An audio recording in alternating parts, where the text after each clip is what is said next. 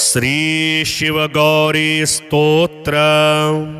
श्रीनिपाशपुष्पशरपुण्ड्रचापके कर पंकज कलित भक्तवांछिता तरुणारुणारुणतनुं त्रिलोचना ललितां भजे ललित चंद्रचूलिका ललिता विभूषित निजांगमूर्तये ललितेषु चाप श्रीनिपाशपाणये उदयारुणद्युतिमुषे दयाजुषे मदनेश्वराय महते नमो नमः। अंचत पंचशिखोंच मंच निकटे चक्रासनाध्यासिनी सौंदर्यस्य महीं नवाब्दवयसं गौरीं कुलालापिनीं माला पुष्पश्रेणी गुणांचितकरां भोगप्रमाणस्तनीं बालां श्रीललितांबिका दुहितरं लीलासमुद्रां भजे चिन्तामणिग्रहवराञ्चितशक्तिचक्र रक्षाकरं कलितकुङ्कुमरक्तवर्णं सौन्दर्यराशिवपुषं दशवर्षदेश्यं वन्दे कुमारमदनेश्वरमिन्दुमौलिम् अपराजितनामधेयमश्वं सुखमारूढवते सुवर्णवर्णा विलसन्मणिवेत्रपाशहस्ता परिभूयात् परमेश्वरी सपत्ना अधिरुह्य जपारुणं तुरंगं करपदमाञ्चितवेत्रपाशशक्तिः परिभूतविपक्षपक्षकोव्या दरुणाभः परमेश्वरी सहायः रक्तां विचित्रवसनां नवचन्द्रचूडा मन्नप्रदाननिरतां स्तनभारनम्रां नृत्यन्तमिन्दुशकला भरणं विलोक्य हृष्टां भजे भगवतीं भवदुःखहन्त्रीम् उदञ्चिता कुञ्चितवामपादं समञ्चिता हिन्दुकृशानुहस्तम् अन्नप्रदां वीक्ष्य मुदा महेशीं नटन्तमाद्यं नटमाश्रयामः अरुणारुणकोटितुल्यकान्तिं श्रीनिपाशाभयवाञ्छितप्रदानेः अनुरक्तकरां नवेन्दुचूडा मखिलेशीं भुवनेश्वरीं भजामः बालेन्दुकलितोत्तंसं बालारुणसमद्युतिं पाशाङ्कुशवराभीतिकरं शम्भुं समाश्रये कुलाचलकुतूहलं कुसुमचापसञ्जीवनं कुचे कलितवल्कलं गुरुकृपारसंलोचने जपासहृदयं रुचौ जपवटाभिरामं करे जटानिबिडितं कचे जयति जीवितं शाम्भवं दत्तात्रेयं शिवं शान्तमिन्द्रनीलनिभं प्रभुम् आत्ममायारतं देवमवधूतं दिगम्बरं भस्मोद्धूलितसर्वाङ्गं जटाजूटधरं विभुं चतुर्बाहुमुदाराङ्गं प्रफुल्लकमलेक्षणं ज्ञानयोगनिधिं विश्वगुरुं योगिजनप्रियं भक्तानुकम्पिनं सर्वसाक्षिणं सिद्धसेवितम् एवं यः सततं ध्यायेत् देवदेवं सनातनं समुक्तः सर्वपापेभ्यो निःश्रेयसमवाप्नुयात्। त्रिणिपाशपुष्पशरपुण्ड्रचापके करपङ्कजः कलितभक्तवाञ्छितां तरुणारुणारुणतनुं त्रिलोचनां ललितां भजे ललितचन्द्रचूलिकां ललिता विभूषित निजाङ्गमूर्तये ललितेषु चापसृणिपाशपाणये उदयारुणद्युतिमुषे दयाजुषे मदनेश्वराय महते नमो नमः। अंचत पंचशिखोंच मंच निकटे चक्रासनाध्यासिनी सौंदर्यस्य महीं नवाब्दवयसं गौरीं कुलालापिनीं माला पुष्पश्रेणी गुणांचितकरां भोगप्रमाणस्तनीं बालां श्रीललिताम्बिका दुहितरं लीलासमुद्रां भजे चिन्तामणिग्रहवराञ्चितशक्तिचक्र रक्षाकरं कलितकुङ्कुमरक्तवर्णं सौन्दर्यराशिवपुषं दशवर्षदेश्यं वन्दे कुमारमदनेश्वरमिन्दुमौलिम् अपराजितनामधेयमश्वं सुखमारूढवते सुवर्णवर्णा विलसन्मणिवेत्रपाशहस्ता परिभूयात् परमेश्वरी सपत्ना अधिरुह्य जपारुणं तुरंगं करपदमाञ्चितवेत्रपाशशक्तिः परिभूतविपक्षपक्षकोव्या दरुणाभः परमेश्वरी सहायः रक्तां विचित्रवसनां नवचन्द्रचूडा मन्नप्रदाननिरतां स्तनभारनम्रां नृत्यन्तमिन्दुशकला भरणं विलोक्य हृष्टां भजे भगवतीं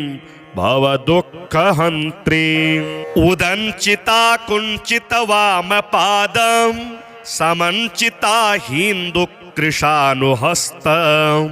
अन्नप्रदां वीक्ष्य मुदा महेशीं नटन्तमाद्यं नटमाश्रयामः अरुणारुणकोटितुल्यकान्तिं श्रीनिपाशाभयवाञ्छितप्रदानेः अनुरक्तकरां नवेन्दुचूडा मखिलेशीं भुवनेश्वरीं भजामः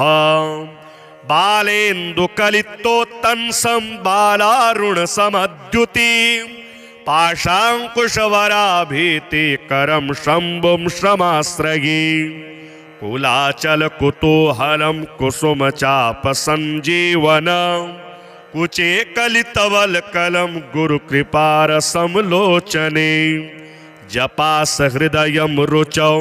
जपवटाभिरामं करे जटानिबिडितं कचे जयति जीवितं शाम्भवं दत्तात्रेयं शिवं शान्तमिन्द्रनीलनिभं प्रभुम्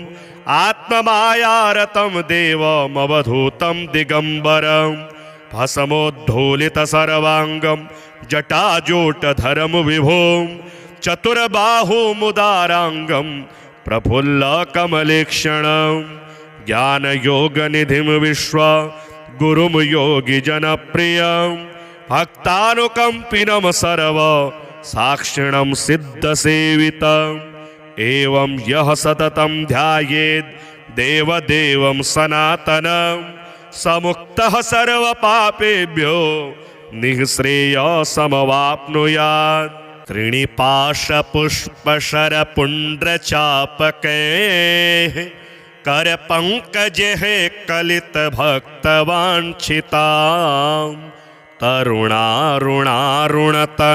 त्रिलोचनां ललितां भजे ललितचन्द्रचूलिकां ललिता विभूषित निजाङ्गमूर्तये ललितेषु चापसृणिपाशपाणये उदयारुणद्युतिमुषे दयाजुषे मदनेश्वराय महते नमो नमः। अंचत पंचशिखोंच मंच निकटे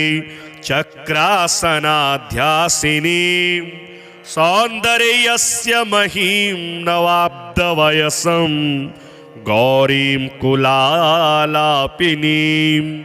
माला पुष्पश्रेणी गुणांचितकरां भोगप्रमाणस्तनीं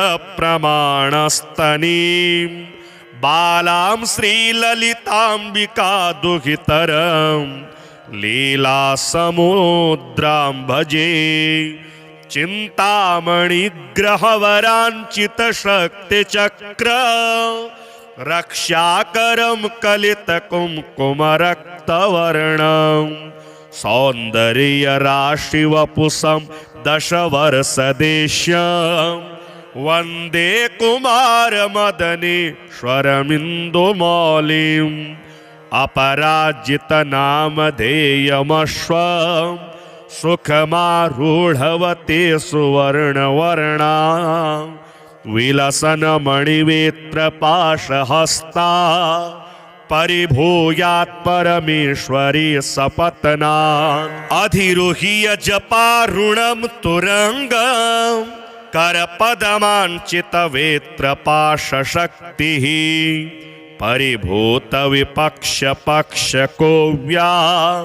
दरुणाभः परमेश्वरी सहायः रक्तां विचित्रवसनां नवचन्द्रचूडा मन्नप्रदाननिरतां स्तनभारनम्रां नृत्यन्तमिन्दुशकला भरणं विलोक्य हृष्टां भजे भगवतीं भवदुःखहन्त्रीम् उदञ्चिता कुञ्चितवामपादं समञ्चिता हिन्दुकृशानुहस्तम् अन्नप्रदां वीक्ष्य मुदा महेशीं नटन्तमाद्यं नटमाश्रयामः अरुणारुणकोटितुल्यकान्तिं श्रीनिपाशाभयवाञ्छितप्रदानेः अनुरक्तकरां नवेन्दुचूडा मखिलेशीं भुवनेश्वरीं भजामः बालेन्दुकलितोत्तंसं बालारुणसमद्युतिं पाशाङ्कुशवराभीतिकरं शम्भुं समाश्रये कुलाचलकुतूहलं कुसुमचापसञ्जीवनं कुचे कलितवल्कलं गुरुकृपारसंलोचने जपासहृदयं रुचौ जपवटाभिरामं करे जटानिबिडितं कचे जयति जीवितं शाम्भवं दत्तात्रेयं शिवं शान्तमिन्द्रनीलनिभं प्रभुम् आत्ममायारतं देवमवधूतं दिगम्बरं भस्मोद्धूलितसर्वाङ्गं जटाजूटधरं विभुं चतुर्बाहुमुदाराङ्गं प्रफुल्लकमलेक्षणं ज्ञानयोगनिधिं विश्वगुरुं योगिजनप्रियं भक्तानुकम्पिनं सर्वसाक्षिणं सिद्धसेवितम् एवं यः सततं ध्यायेत् देवदेवं सनातनं समुक्तः सर्वपापेभ्यो निःश्रेयसमवाप्नुयात्। त्रिणिपाशपुष्पशरपुण्ड्रचापकैः करपङ्कजैः कलितभक्तवाञ्छितां तरुणारुणारुणतनुं त्रिलोचनां ललितां भजे ललितचन्द्रचूलिकां ललिता विभूषितनिजाङ्गमूर्तये ललितेषु चापसृणिपाशपाणये उदयारुणद्युतिमुषे दयाजुषे मदनेश्वराय महते नमो नमः। अंचत पंचशिखोंच मंच निकटे चक्रासनाध्यासिनी सौंदर्यस्य महीं नवाब्दवयसं गौरीं कुलालापिनीं माला पुष्पश्रेणीगुणाञ्चितकरां भोगप्रमाणस्तनीं बालां श्रीललिताम्बिका दुहितरं लीलासमुद्रां भजे चिन्तामणिग्रहवराञ्चितशक्तिचक्र रक्षाकरं कलितकुङ्कुमरक्तवर्णं सौन्दर्यराशिवपुषं दशवर्षदेश्यं वन्दे कुमारमदनेश्वरमिन्दुमौलिम् अपराजितनामधेयमश्वं सुखमारूढवते सुवर्णवर्णा विलसन्मणिवेत्रपाशहस्ता परिभूयात् परमेश्वरी सपत्नात् अधिरुह्य जपारुणं तुरङ्गं करपदमाञ्चितवेत्रपाशशक्तिः परिभूतविपक्षपक्षकोव्या दरुणाभः परमेश्वरी सहायः रक्तां विचित्रवसनां नवचन्द्रचूडा मन्नप्रदाननिरतां स्तनभारनम्रां नृत्यन्तमिन्दुशकला भरणं विलोक्य हृष्टां भजे भगवतीं भवदुःखहन्त्रीम् उदञ्चिता कुञ्चितवामपादं समञ्चिता हिन्दुकृशानुहस्तम् अन्नप्रदां वीक्ष्य मुदा महेशीं नटन्तमाद्यं नटमाश्रयामः अरुणारुणकोटितुल्यकान्तिं श्रीनिपाशाभयवाञ्छितप्रदानेः अनुरक्तकरां नवेन्दुचूडा मखिलेशीं भुवनेश्वरीं भजामः बालेन्दुकलितोत्तंसं बालारुणसमद्युतिं पाशाङ्कुशवराभीतिकरं शम्भुं समाश्रये कुलाचलकुतूहलं कुसुमचापसञ्जीवनं कुचे कलितवल्कलं गुरुकृपारसंलोचने जपासहृदयं रुचौ जपवटाभिरामं करे जटानिबिडितं कचे जयति जीवितं शाम्भवं दत्तात्रेयं शिवं शान्तमिन्द्रनीलनिभं प्रभुम् आत्ममायारतं देवमवधूतं दिगम्बरं भस्मोद्धूलितसर्वाङ्गं जटाजूटधरं विभुं चतुर्बाहुमुदाराङ्गं प्रफुल्लकमलेक्षणं ज्ञानयोगनिधिं विश्वगुरुं योगिजनप्रियं भक्तानुकम्पिनं सर्वसाक्षिणं सिद्धसेवितम् एवं यः सततं ध्यायेत् देवदेवं सनातनं समुक्तः सर्वपापेभ्यो निःश्रेयसमवाप्नुयात् त्रिणिपाशपुष्पशरपुण्ड्रचापकैः करपङ्कजैः कलितभक्तवाञ्छितां तरुणारुणारुणतनुं त्रिलोचनां ललितां भजे ललितचन्द्रचूलिकां ललिता विभूषितनिजाङ्गमूर्तये ललितेषु चापसृणिपाशपाणये उदयारुणद्युतिमुषे दयाजुषे मदनेश्वराय महते नमो नमः अञ्चतपञ्चशिखोञ्च मञ्चनिकटे चक्रासनाध्यासिनीं सौन्दर्यस्य महीं नवाब्दवयसं गौरीं कुलालापिनीं माला पुष्पश्रेणीगुणाञ्चितकरां भोगप्रमाणस्तनीं बालां श्रीललिताम्बिका दुहितरं लीलासमुद्रां भजे चिन्तामणिग्रहवराञ्चितशक्तिचक्र रक्षाकरं कलितकुङ्कुमरक्तवर्णं सौन्दर्यराशिवपुषं दशवर्षदेश्यं वन्दे कुमारमदनेश्वरमिन्दुमौलिम् अपराजितनामधेयमश्वं सुखमारूढवते सुवर्णवर्णा विलसन्मणिवेत्रपाशहस्ता परिभूयात् परमेश्वरी सपत्नात् अधिरुह्य जपारुणं तुरङ्गं करपदमाञ्चितवेत्रपाशशक्तिः परिभूतविपक्षपक्षकोव्या दरुणाभः परमेश्वरी सहायः रक्तां विचित्रवसनां नवचन्द्रचूडा मन्नप्रदाननिरतां स्तनभारनम्रां नृत्यन्तमिन्दुशकला भरणं विलोक्य हृष्टां भजे भगवतीं भवदुःखहन्त्रीम् उदञ्चिता कुञ्चितवामपादं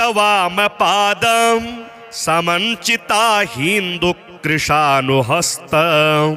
अन्नप्रदां वीक्ष्य मुदा महेशीं नटन्तमाद्यं नटमाश्रयामः अरुणारुणकोटितुल्यकान्तिं श्रीनिपाशाभयवाञ्छितप्रदानेः अनुरक्तकरां नवेन्दुचूडा मखिलेशीं भुवनेश्वरीं भजामः बालेन्दुकलितोत्तंसं बालारुणसमद्युतिं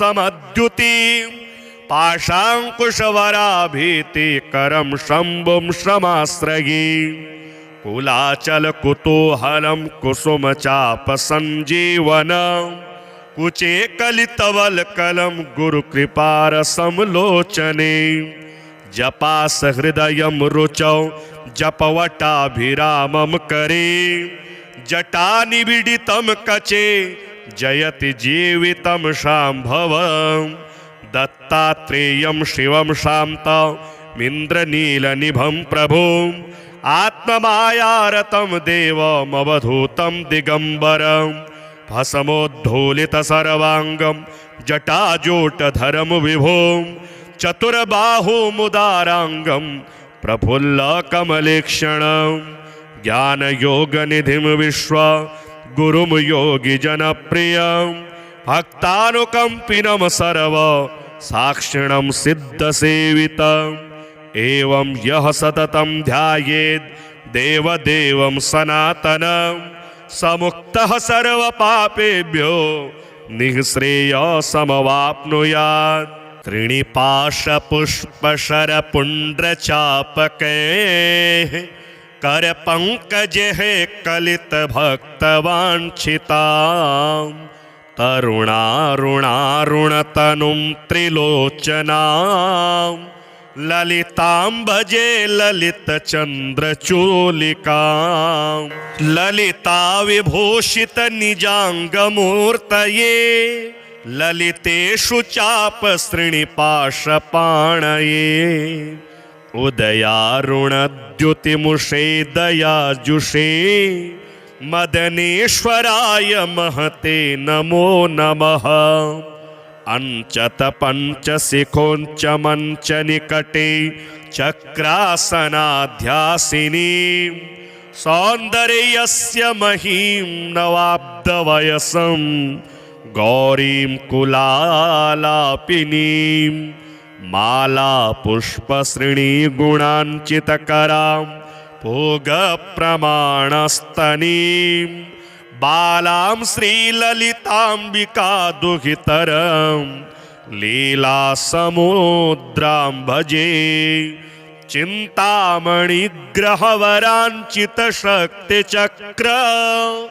रक्षाकरं कलितकुङ्कुमरक्तवर्णं सौन्दर्यराशिवपुषं दशवर्षदेश्यं वन्दे कुमारमदनेश्वरमिन्दुमौलिम् अपराजितनामधेयमश्वं सुखमारूढवते सुवर्णवर्णा विलसन्मणिवेत्रपाशहस्ता परिभूयात् परमेश्वरी सपत्नात् अधिरुह्य जपारुणं तुरङ्गं करपदमाञ्चितवेत्रपाशशक्तिः परिभूतविपक्षपक्षकोव्या दरुणाभः परमेश्वरी सहायः रक्तां विचित्रवसनां नवचन्द्रचूडा मन्नप्रदाननिरतां स्तनभारनम्रां नृत्यन्तमिन्दुशकला भरणं विलोक्य हृष्टां भजे भगवतीं भवदुःखहन्त्रीम् उदञ्चिता कुञ्चितवामपादं समञ्चिता हिन्दुकृशानुहस्तम् अन्नप्रदां वीक्ष्य मुदा महेशीं नटन्तमाद्यं नटमाश्रयामः अरुणारुणकोटितुल्यकान्तिं श्रीनिपाशाभयवाञ्छितप्रदानेः अनुरक्तकरां नवेन्दुचूडा मखिलेशीं भुवनेश्वरीं भजामः बालेन्दुकलितोत्तंसं बालारुणसमद्युतिं पाशाङ्कुशवराभीतिकरं शम्भुं श्रमाश्रये कुलाचलकुतूहलं कुसुमचापसञ्जीवनं कुचे कलितवल्कलं गुरुकृपारसंलोचने जपासहृदयं रुचौ जपवटाभिरामं करे जटानिबिडितं कचे जयति जीवितं शाम्भवं दत्तात्रेयं शिवं शान्तमिन्द्रनीलनिभं प्रभुम् आत्ममायारतं देवमवधूतं दिगम्बरं भस्मोद्धूलितसर्वाङ्गं जटाजूटधरं विभुं चतुर्बाहुमुदाराङ्गं प्रफुल्लकमलेक्षणं ज्ञानयोगनिधिं विश्वगुरुं योगिजनप्रियं भक्तानुकम्पिनं सर्वसाक्षिणं सिद्धसेवितम् एवं यः सततं ध्यायेत् देवदेवं सनातनं समुक्तः सर्वपापेभ्यो निःश्रेयसमवाप्नुयात् त्रिणिपाशपुष्पशरपुण्ड्रचापकैः करपङ्कजैः कलितभक्तवाञ्छितां तरुणारुणारुणतनुं त्रिलोचनां ललितां भजे ललितचन्द्रचूलिकां ललिता विभूषितनिजाङ्गमूर्तये ललितेषु चापसृणिपाशपाणये उदयारुणद्युतिमुषे दयाजुषे मदनेश्वराय महते नमो नमः अंचत पंचशिखोंच मंच निकटे चक्रासनाध्यासिनी सौंदर्यस्य महीं नवाब्दवयसं गौरीं कुलालापिनीं माला पुष्पश्रेणी गुणांचितकरां भोगप्रमाणस्तनीं बालां श्रीललिताम्बिका दुहितरं लीलासमुद्रां भजे चिन्तामणिग्रहवराञ्चितशक्तिचक्र रक्षाकरं कलितकुङ्कुमरक्तवर्णं सौन्दर्यराशिवपुषं दशवर्षदेश्यं वन्दे कुमारमदनेश्वरमिन्दुमौलिम् अपराजितनामधेयमश्वं सुखमारूढवते सुवर्णवर्णा विलसन्मणिवेत्रपाशहस्ता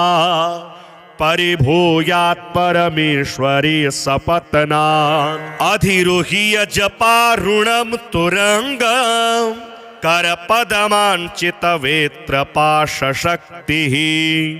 परिभूत विपक्ष पक्ष कोव्या दरुणाभः परमेश्वरी सहायः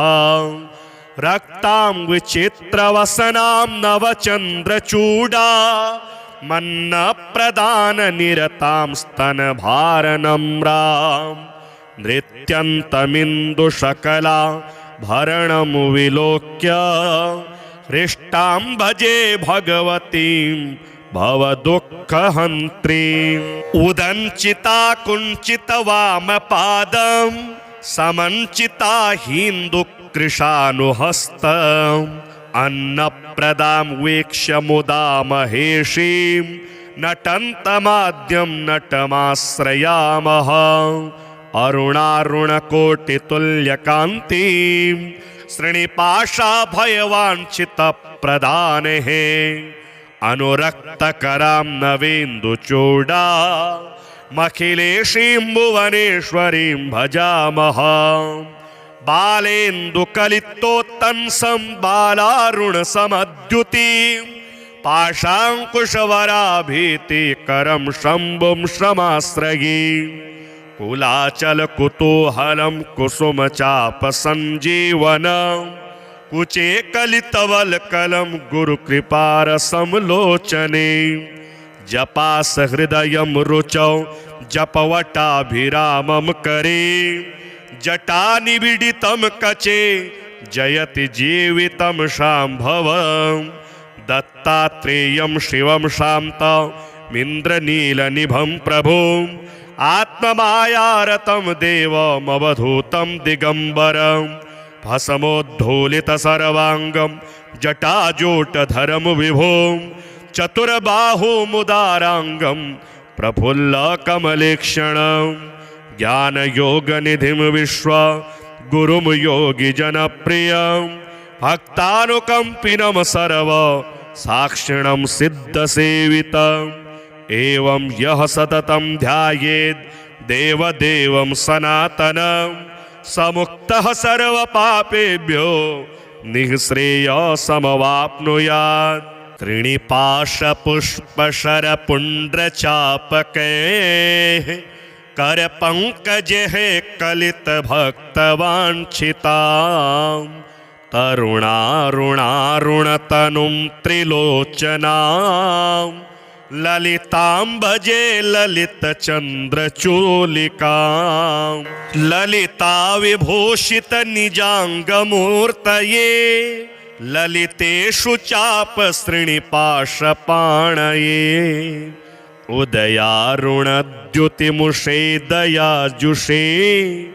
मदनेश्वराय महते नमो नमः अंचत पंचशिखोंच मंच निकटे चक्रासनाध्यासिनी सौंदर्यस्य महीं नवाब्दवयसं गौरीं कुलालापिनीं माला पुष्पश्रेणी गुणांचितकरां भोगप्रमाणस्तनीं बालां श्रीललिताम्बिका दुहितरं लीलासमुद्रां भजे चिन्तामणिग्रहवराञ्चितशक्तिचक्र रक्षाकरं कलितकुङ्कुमरक्तवर्णं सौन्दर्यराशिवपुषं दशवर्षदेश्यं वन्दे कुमारमदनेश्वरमिन्दुमौलिम् अपराजितनामधेयमश्वं सुखमारूढवते सुवर्णवर्णा विलसन्मणिवेत्रपाशहस्ता परिभूयात् परमेश्वरी सपत्नात् अधिरोह्य जपारुणं तुरंगम् करपदमाञ्चितवेत्रपाशशक्तिः परिभूत विपक्ष पक्ष कोव्या दरुणाभः परमेश्वरी सहायः रक्तां विचित्रवसनां नवचन्द्रचूडा मन्नप्रदाननिरतां स्तनभारनम्रां नृत्यन्तमिन्दुशकला भरणं विलोक्य हृष्टां भजे भगवतीं भवदुःखहन्त्रीम् उदञ्चिता कुञ्चितवामपादं समञ्चिता हिन्दुकृशानुहस्तम् अन्नप्रदां वीक्ष्य मुदा महेशीं नटन्तमाद्यं नटमाश्रयामः अरुणारुणकोटितुल्यकान्तिं श्रीनिपाशाभयवाञ्छितप्रदानेः अनुरक्तकरां नवेन्दुचूडा मखिलेशीं भुवनेश्वरीं भजामः बालेन्दुकलितोत्तंसं बालारुणसमद्युतिं पाशाङ्कुशवराभीतिकरं शम्भुं श्रमाश्रये कुलाचलकुतूहलं कुसुमचापसञ्जीवनं कुचे कलितवल्कलं गुरुकृपारसंलोचने जपासहृदयं रुचौ जपवटाभिरामं करे जटानिबिडितं कचे जयति जीवितं शाम्भवं दत्तात्रेयं शिवं शान्तमिन्द्रनीलनिभं प्रभुम् आत्ममायारतं देवमवधूतं दिगम्बरं भस्मोद्धूलितसर्वाङ्गं जटाजूटधरं विभुं चतुर्बाहुमुदाराङ्गं प्रफुल्लकमलेक्षणं ज्ञानयोगनिधिं विश्वगुरुं योगिजनप्रियं भक्तानुकम्पिनं सर्वसाक्षिणं सिद्धसेवितम् एवं यः सततं ध्यायेत् देवदेवं सनातनं समुक्तः सर्वपापेभ्यो निःश्रेयसमवाप्नुयात् त्रिणिपाशपुष्पशरपुण्ड्रचापकैः करपङ्कजैः कलितभक्तवाञ्छितां तरुणारुणारुणतनुं त्रिलोचनां ललितां भजे ललितचन्द्रचूलिकां ललिता विभूषितनिजाङ्गमूर्तये ललितेषु चापसृणिपाशपाणये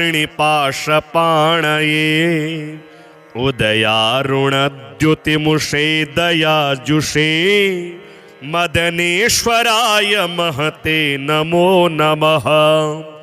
अंचत पंचशिखोंच मंच निकटे चक्रासनाध्यासिनी सौंदर्यस्य महीं नवाब्दवयसं गौरीं कुलालापिनीं माला पुष्पश्रेणी गुणांचितकरां भोगप्रमाणस्तनीं बालां श्रीललिताम्बिका दुहितरं लीलासमुद्रां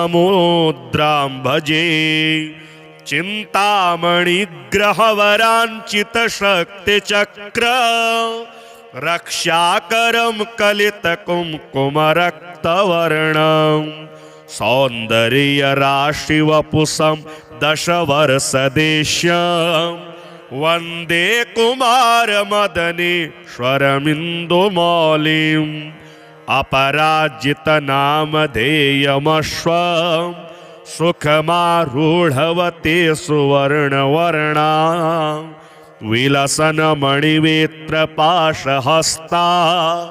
परिभूयात् परमेश्वरी सपत्नान् अधिरुह्य जपारुणं तुरङ्गं करपदमाञ्चितवेत्रपाशशक्तिः परिभूतविपक्षपक्षकोव्या दरुणाभः परमेश्वरी सहायः रक्तां विचित्रवसनां नवचन्द्रचूडा मन्नप्रदाननिरतां स्तनभारनम्रां नृत्यन्तमिन्दुशकला भरणं विलोक्य हृष्टां भजे भगवतीं भवदुःखहन्त्रीम् उदञ्चिता कुञ्चितवामपादं समञ्चिता हिन्दुकृशानुहस्तम् अन्नप्रदां वीक्ष्य मुदा महेशीं नटन्तमाद्यं नटमाश्रयामः अरुणारुणकोटितुल्यकान्तिं श्रीनिपाशाभयवाञ्छितप्रदानेः अनुरक्तकरां नवेन्दुचूडा मखिलेशीं भुवनेश्वरीं भजामः बालेन्दुकलितोत्तंसं बालारुणसमद्युतिं पाशाङ्कुशवराभीतिकरं शम्भुं समाश्रये कुलाचलकुतूहलं कुसुमचापसञ्जीवनं कुचे कलितवल्कलं गुरुकृपारसंलोचने जपासहृदयं रुचौ जपवटाभिरामं करे जटानिबिडितं कचे जयति जीवितं शाम्भवं दत्तात्रेयं शिवं शान्तमिन्द्रनीलनिभं प्रभुम् आत्ममायारतं देवमवधूतं दिगम्बरं भस्मोद्धूलितसर्वाङ्गं जटाजूटधरं विभुं चतुर्बाहुमुदाराङ्गं प्रफुल्लकमलेक्षणं ज्ञानयोगनिधिं विश्वगुरुं योगिजनप्रियं भक्तानुकम्पिनं सर्वसाक्षिणं सिद्धसेवितम् एवं यः सततं ध्यायेत् देवदेवं सनातनं समुक्तः सर्वपापेभ्यो निःश्रेयसमवाप्नुयात् त्रिणिपाशपुष्पशरपुण्ड्रचापकैः करपङ्कजैः कलितभक्तवाञ्छितां तरुणारुणारुणतनुं त्रिलोचनां ललितां भजे ललितचन्द्रचूलिकां ललिता विभूषितनिजाङ्गमूर्तये ललितेषु चापसृणिपाशपाणये उदयारुणद्युतिमुषे दयाजुषे मदनेश्वराय महते नमो नमः अंचत पंचशिखोंच मंच निकटे चक्रासनाध्यासिनी सौंदर्यस्य महीं नवाब्दवयसं गौरीं कुलालापिनीं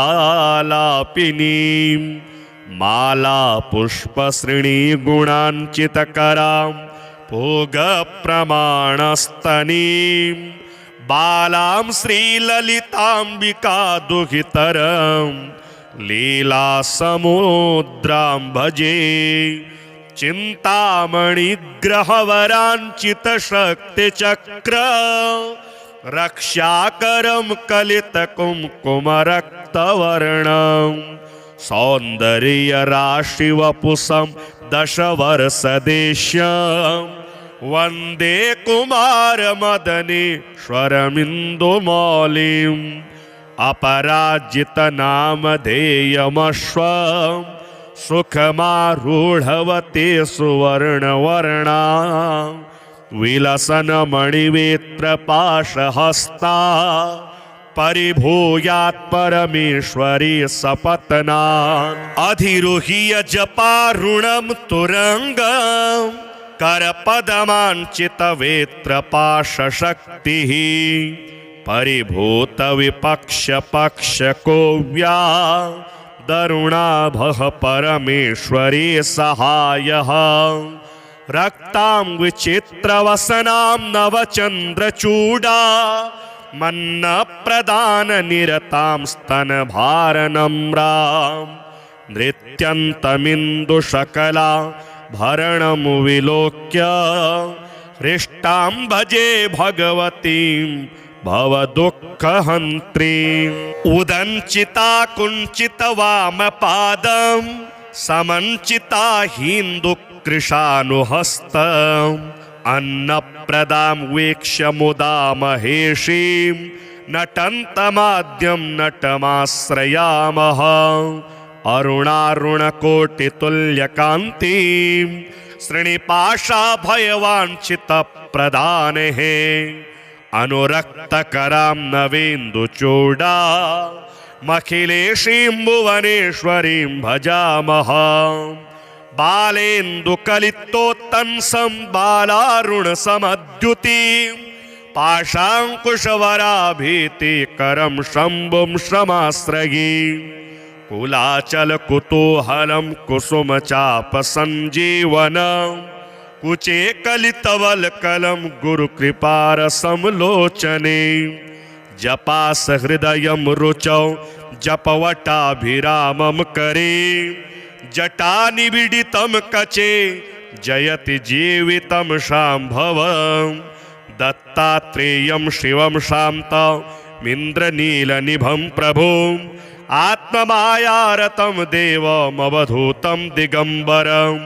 भस्मोद्धूलितसर्वाङ्गं जटाजूटधरं विभुं चतुर्बाहुमुदाराङ्गं प्रफुल्लकमलेक्षणं ज्ञानयोगनिधिं विश्वगुरुं योगिजनप्रियं भक्तानुकम्पिनं सर्व साक्षिणं सिद्धसेवितम् एवं यः सततं ध्यायेत् देवदेवं सनातनं समुक्तः सर्वपापेभ्यो निःश्रेयसमवाप्नुयात् त्रिणिपाशपुष्पशरपुण्ड्रचापकैः